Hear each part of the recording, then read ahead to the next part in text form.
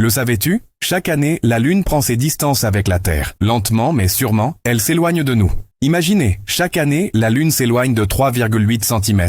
Comment sait-on cela? Eh bien, tout a commencé avec la mission Apollo 11 en 1969. Les astronautes ont laissé derrière eux des réflecteurs laser sur la surface lunaire. Depuis, les scientifiques sur Terre envoient de puissants faisceaux laser vers ces miroirs. En mesurant le temps que met la lumière pour faire l'aller-retour, ils calculent la distance exacte entre nous et la Lune, au millimètre près. Et le verdict est sans appel. Notre satellite nous dit au revoir petit à petit. Mais pourquoi ce lent éloignement? La réponse se trouve ici, sur Terre, dans nos océans. La force gravitationnelle de la Lune attire les océans, créant les marées hautes et basses que nous connaissons. Ce mouvement de l'eau, cette gigantesque masse qui se déplace, crée une friction avec la Terre. Résultat, la rotation de notre planète ralentit, mais de façon très lente. Cette énergie perdue par la Terre ne disparaît pas. Elle est transférée à la Lune, la propulsant un peu plus loin de nous.